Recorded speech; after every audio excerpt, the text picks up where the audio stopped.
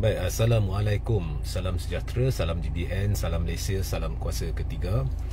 Seperti biasa, jika audio jelas, maklumkan kepada saya. Share ramai-ramai sebab ramai di kalangan kita mengalami, di luar kerajaannya, mengalami shadow ban ya, yang masih berterusan. Dan juga sertai Telegram saya, Regi JC Ritaudin. Baik, semalam saya dah ulas berkenaan dengan tindakan seorang lagi MP Bersatu dari Gua Musang yang mengumumkan keluar yang mengumumkan sokong Perdana Menteri. So jika anda hendak tonton ulasan itu, scroll ke bawah Facebook saya dan anda boleh menontonnya lebih kurang 12:20 pagi tadilah. Okey.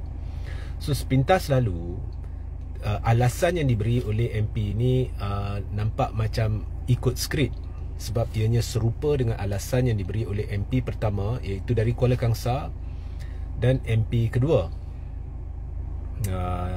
Dan kini ada seorang lagi lah, alasannya sama, macam skrip, iaitu dia mementingkan rakyat di kawasan dia agar dapat nikmati pembangunan infrastruktur dan sebagainya. So dia perlukan bantuan kerajaan lah, pendanaan, sebab setiap MP seharusnya berhak menerima peruntukan dari sejumlah tertentu, tapi MP Pembangkang tak dapat. Jadi dia nak peruntukan itu. So pada masa yang sama dia kekal setia kepada Bersatu. So saya dah jelaskan semalam, anda boleh tonton mengapa penjelasan itu tidak masuk akal. Skrip yang memang bodoh lah.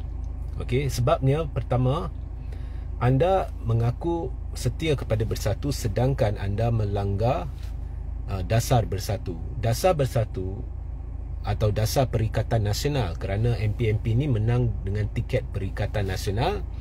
Dasarnya adalah mereka akan duduk sebagai pembangkang. Jadi tugas pembangkang ialah membangkang. Membangkang dengan apa jua cara sekalipun demi rakyat. Jika ada sesuatu yang tidak betul yang dilakukan oleh kerajaan, jika ada sesuatu yang boleh diperbaiki, jika ada sesuatu yang mereka tidak setuju, jika ada macam-macam lagi lah. Jadi mereka membangkang, dan seeloknya membangkang secara konstruktif dengan memberi jalan penyelesaian yang difikirkan lebih baik. So itu tugas pembangkang.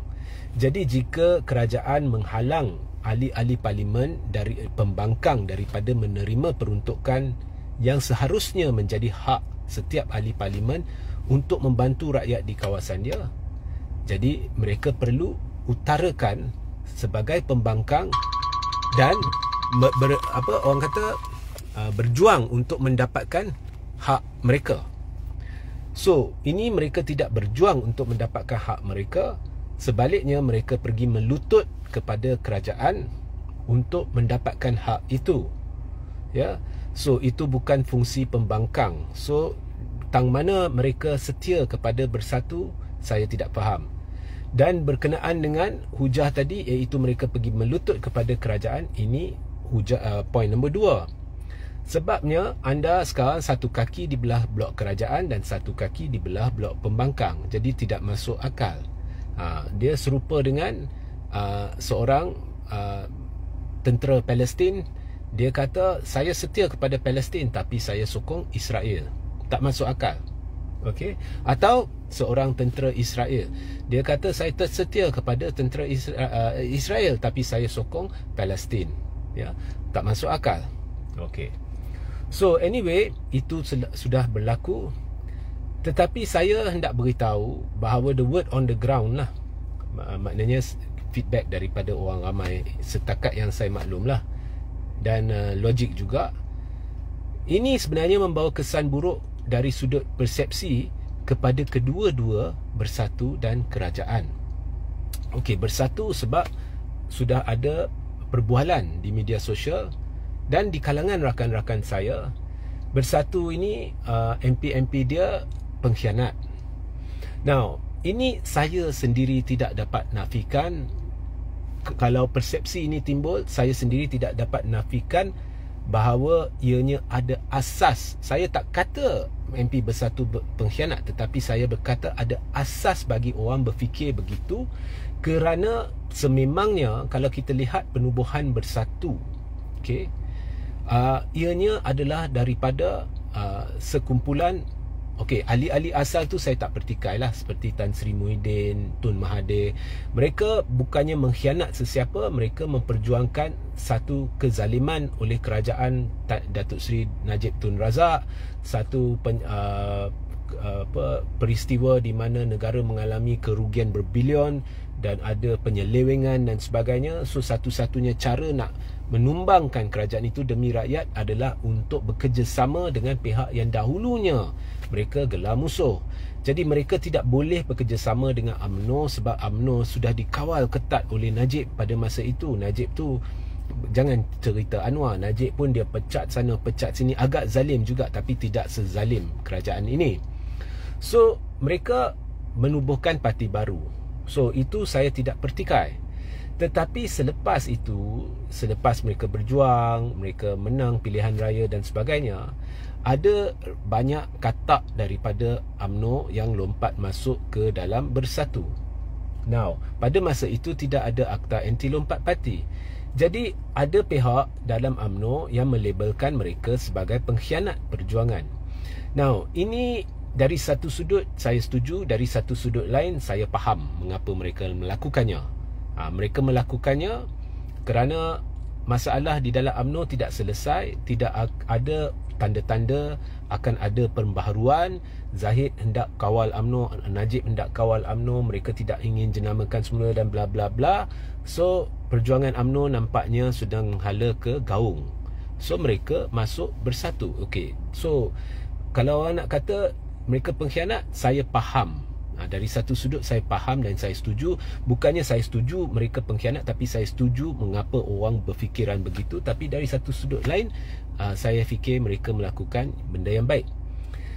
Dan kemudian ada, so anyway, that's how Bersatu was formed lah. So sekarang rakyat berkata Bersatu ni asal dia memang pelarian daripada sana sini masuk, mereka tidak ada prinsip mereka, sebab itu sekarang berlaku aksi lompat semua. Saya faham mengapa rakyat berfikiran begitu.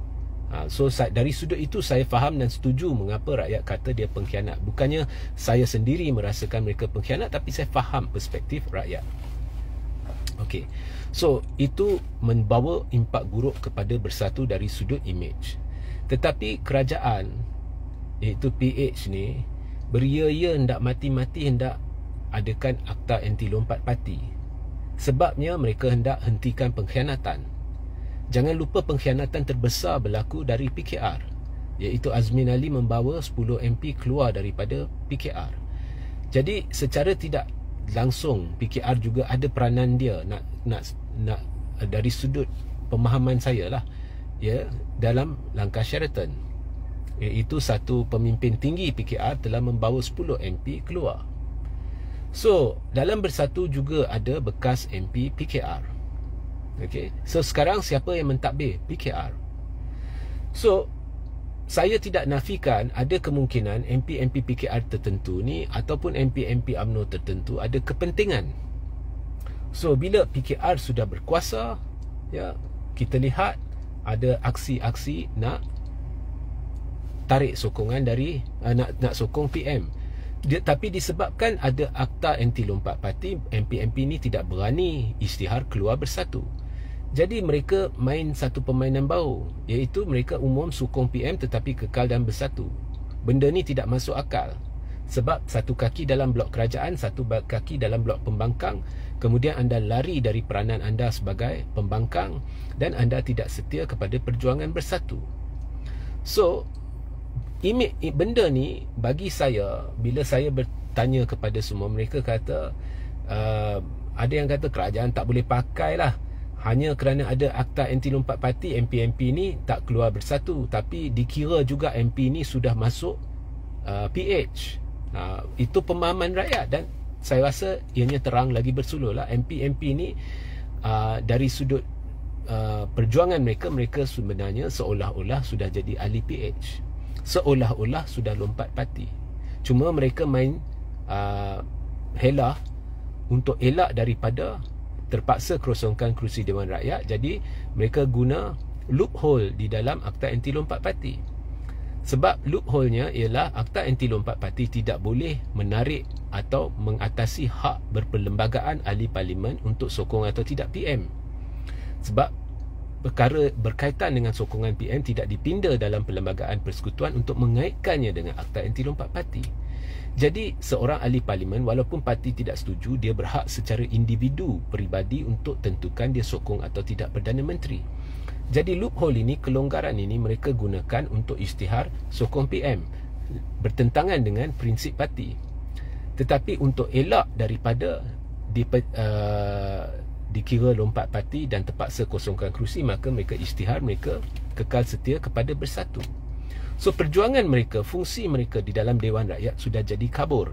Tetapi kita tahu mereka menjiwai perjuangan PH. Mereka sudah menjadi sebahagian daripada PH dari sudut prinsip. Lebih kurang macam lompat parti, walaupun mereka tidak lompat parti. Jadi ini membawa impak buruk kepada kerajaan kerana tidak ada sesiapa percaya bahawa, atau saya fikirlah tidak ada orang percaya bahawa mereka melakukannya kerana demi dana untuk rakyat kawasan mereka, ya. Sebaliknya, orang percaya ini adalah percaturan politik. Sebab selama ni kalau kita tengok sejarah, benda-benda macam ni semua melibatkan percaturan. So, ia membawa imej buruk kepada Pakatan Harapan. Ia membawa imej buruk kepada kerajaan. So, kerajaan dan Bersatu dua-dua tanggung imej dia tercalar. Ya, Bersatu orang fikir parti itu ada pengkhianat-pengkhianat, masih ada pengkhianat-pengkhianat, ada kelemahan. Kerajaan mereka fikir kerajaan ini sedang bercatur, sedang berpolitik. Walaupun ada Akta Anti Lompat Parti, mereka sedang guna kelonggaran untuk tarik MP dan sebagainya. So orang meluat, orang di luar sana meluat. Ada yang tanya mengapa mereka boleh terima sokongan MP-MP ni. Ya. So itu penjelasan saya lah tentang persepsi rakyat berhubung dengan isu 3 MP yang telah mengisytihar sokongan terhadap PM. Sehingga kita berjumpa di live seterusnya. Assalamualaikum, salam sejahtera, salam GBN, salam Malaysia, salam kuasa ketiga.